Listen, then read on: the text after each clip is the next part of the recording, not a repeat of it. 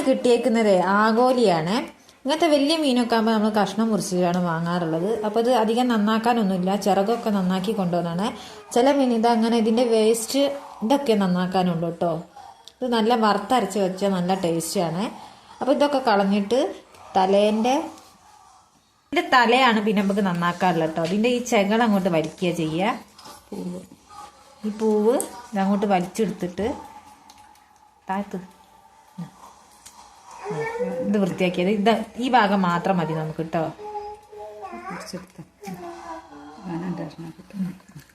ആ കാണിക്കങ്ങോട്ട്.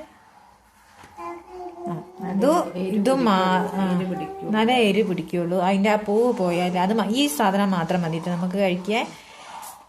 അപ്പം നമുക്കിതൊക്കെ നന്നാക്കി എടുക്കാം. ചില തല നമുക്ക് മുഴുവനായിട്ടാണ് കേട്ടോ കിട്ടിയത്. അത് നമ്മൾ നടു മുറിച്ചാണ് ചെയ്തത്. ഇതങ്ങനെ എന്നിട്ട് ഇതിൻ്റെ പൂവൊക്കെ മാറ്റിയിട്ട് നമ്മൾ വൃത്തിയാക്കാം കേട്ടോ. ഇങ്ങനെ എന്നാലേ നമ്മളെ കറിയിലൊക്കെ എരിവ് പിടിക്കുകയുള്ളൂ. വൃത്തിയായി കണ്ണൊക്കെ പൂക്കണം.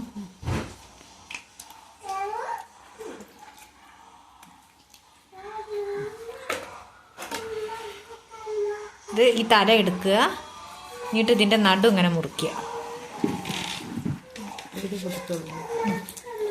എന്നിട്ട് അതിൻ്റെ ഉള്ളിലെ പൂവൊക്കെ നമ്മളിങ്ങോട്ട് എടുത്ത് കളയും. എന്നാലേ അതിന് ആ മീനിന് എരി പിടിക്കുകയുള്ളൂ. എന്നിട്ട് അതിൻ്റെ കണ്ണും ഇങ്ങനെ എടുക്കുക. ഇതങ്ങനെ ഇതിൻ്റെ ഇറച്ചി ഭാഗം മാത്രം മതി, ആ തോലും.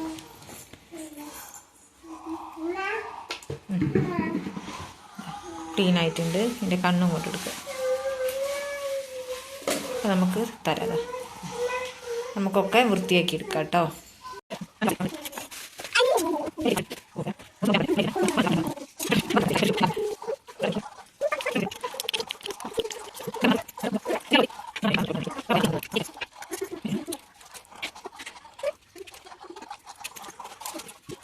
അപ്പോൾ അത് നമ്മൾ മുറിച്ച് കഴിഞ്ഞു കേട്ടോ.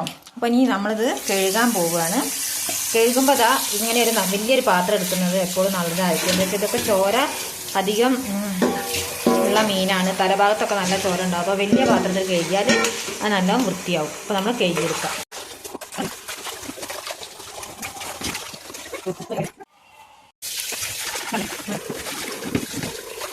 അപ്പോൾ അതേ നമ്മൾ മീൻ നന്നായിട്ട് കഴുകി വൃത്തിയാക്കിയിട്ടുണ്ട്. അതിൻ്റെ ചോരയൊക്കെ പോയി തലയൊക്കെ കട്ട് ചെയ്ത് നല്ല ക്ലീൻ ആക്കിയിട്ടുണ്ട്. ഇത് പിന്നെ മീൻ കഴുകിയ വെള്ളം കേട്ടോ. മീൻ കഴുകിയ വെള്ളം ഞാൻ അങ്ങനെ പുറത്തേക്ക് ഒഴിവാക്കാറില്ല.